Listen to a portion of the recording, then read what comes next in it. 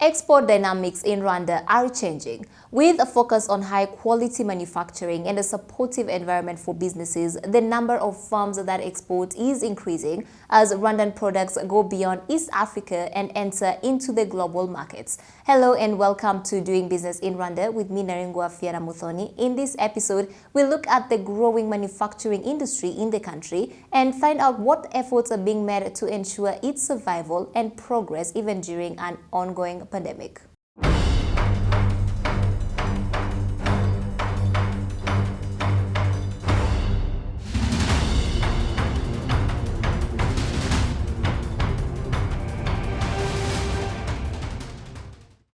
Before the onset of the COVID-19 pandemic, Rwanda's GDP grew at a staggering 9.4%. However, the economy took a downturn after 2019, with Rwandan exports declining significantly in 2020. We had, in the periods of lockdown, of course, a reduced demands for not only our products domestically, but also in international markets. As you all know, the main international partners we have for our exports are the European Union, the Middle East. And when those markets also shut down, we had a tremendous reduction in our exports to those markets up until the end of Q2. That's where our GDP really was hit by the pandemic with a slump of close to 12%. As trade took a hit, the manufacturing industry's supply chain was also affected severely, and the sector's contribution to the economy was already at a low 17% in 2019. Be it on raw materials or equipment that are needed for manufacturing come from mainly Asia. And when the pandemic hit, those supply chains were also disrupted. For the manufacturing industry, the impact of COVID was simultaneously a shock, because we find that it had an impact on supply and also it had an impact on demand. Both things combined, that had a very huge negative impact on the manufacturing sector. Fully manufactured exports from Rwanda share a good chunk of the market in the EAC region due to their high quality and their geographical position of the country. But with the introduction of the AfCFTA, Rwanda's export markets within Africa are sure to diversify and expand. We are looking at it from two angles. There is really one component which is coming in to help in terms of recapturing the domestic markets, where instead of importing several products that would be otherwise produced locally, you actually, cut or reduce on those imports, and you have these local manufacturers supplying at the local markets.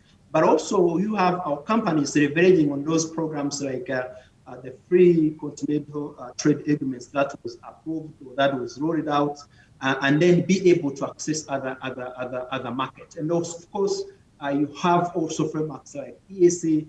We also have frameworks like COMESA, where our strategy has really been on working hand in hand with companies to understand what it would take, how they can navigate, how they can benefit from these trade agreements, and then be able to export to those markets. While a unified market offers endless opportunities, entering new markets is always risky business. Of course, every business has risks, and I think entering in a new market brings with it, opportunities and risks, and especially the non-tariff barriers. We might have come to an agreement on liberalizing our markets, reducing tariffs, but there's always other constraints. And I think for our country and the whole continent, the main constraint would be along transport and logistics, but also implementation of all the provisions under our agreement. And secondly, we're working towards also concluding bilateral investment treaties with more African countries than we had before. When a market is open, some of the things that keep kicking in include competition.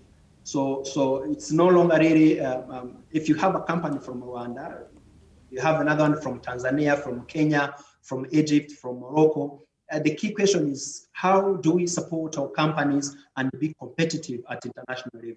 So the programs that we've really been working on is to say, how do you make sure that these companies, get the required certifications?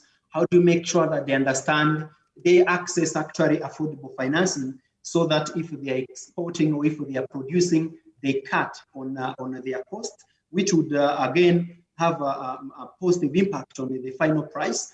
And then also making sure that we have, infrastructure that will be supporting all of the export activities. To make matters more complex, the AfCFTA has been introduced at a time of a global pandemic, which has already decelerated foreign investments into Rwanda.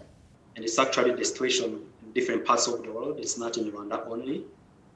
So for Rwanda, we had private sector investments or commitments going down by 47.1%. In 2019, we registered investments worth 2.4 billion US dollar. But if you look in 2020, we registered or received commitments from investors worth 1.3 billion USD. In the first quarter of 2020, the economy recorded a positive growth rate, which was also the same with the manufacturing sector. But in the second quarter, with the measures that were in place, especially the lockdown to contain the pandemic, this sector of manufacturing was affected negatively, which was actually even the same when it comes to the overall economy. Out of the total FDI flow into Rwanda, the manufacturing industry received a good 20% in 2020. This year, out of 1.3 billion that we registered, total FDIs were 51%. And then if you look at the investments by locals or by Rwandans, you're talking about 20% of 1.3 billion. But again, if you look into the dynamics pertaining to these investments, we've been seeing real estate and construction taking a big share. You're talking about 48% of the total value that I mentioned, followed by manufacturing. Manufacturing got 20% of that. And we believe that as we keep recovering, working on quite a number of interventions to recover the economy, we'll be seeing this number going up.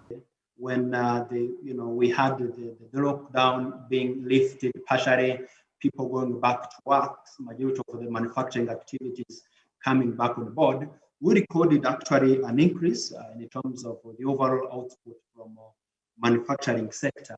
For the manufacturing build to recover, that will help the manufacturing industry mostly because it help for the new investor into manufacturing and also help the manufacturing industries which are looking to expand their operations. A tailored response to the economic impact of COVID-19, the Manufacture and Build to Recover program by the Rwandan government is a list of incentives designed to not only maintain operations, but to also ensure growth in the private manufacturing sector. Thank you. The program was put in place to boost the overall manufacturing activities by making sure that we increase on the overall supply, whereby our objective is to make sure that we help existing companies to produce at maximum capacity and also, where possible, be able to expand and then also be able to attract new investment in this sector. So we've established quite a number of incentives, which really include providing some facilitations to these companies that are looking forward to expanding and also new companies that are looking to come into manufacturing activities. And the incentives include making sure that when they're importing some of the equipment, they don't pay value-added tax. And also when they are bringing on board equipment that are not available in the EAC or construction materials that are not available in the EAC and Rwanda, they also don't pay import duties. We believe that this will help them to increase on the overall portion of the amount that they have to put into the capital expenditure, which we believe will really have a positive effect when it comes to the overall supply. These incentives have helped businesses survive and even prosper in some cases, but not without their own individual challenges. Let's find out what they are and how businesses are dealing with them in our next story about an apparel manufacturing firm called Pink Mango.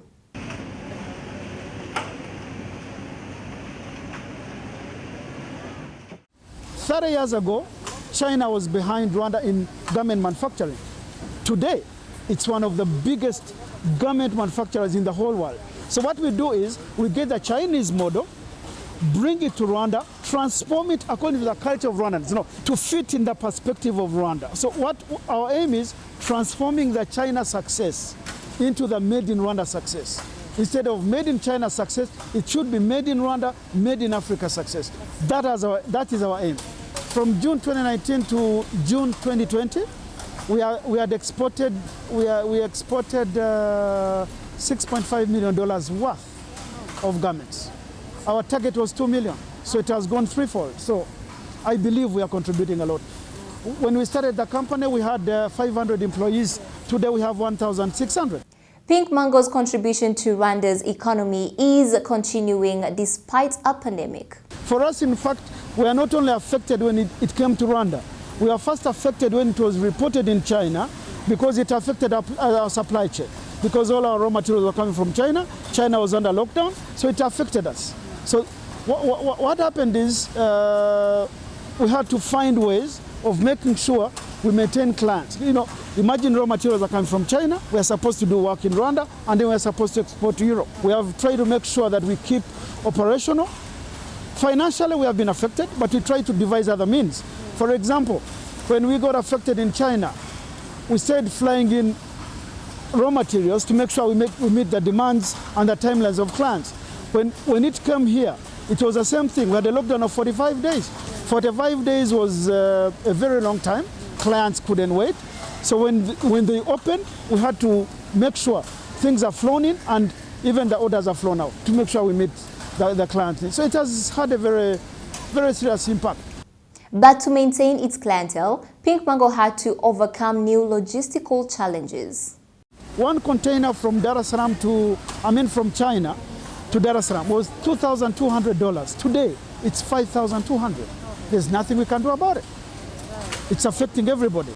Many new measures have been introduced to mitigate the impacts of the pandemic. However, its true impact is still unknown. We see more negative impact being felt in that short term. But in the medium term, if you talk about a year, 2 or 3, things will be coming back to normal. And we project that in 3 years, some of these some of the key sectors that were affected the most will have come back on track. With the rollout of the vaccine, we might see economic activities pick up. The footprints of the pandemic's impacts are expected to be seen over the course of the next several years, and the policies put in place today will determine the nature of its impact. That's all for today's episode of Doing Business in Rwanda. You're with me, Naringwa Fiana Muthoni. Thank you so much for tuning in.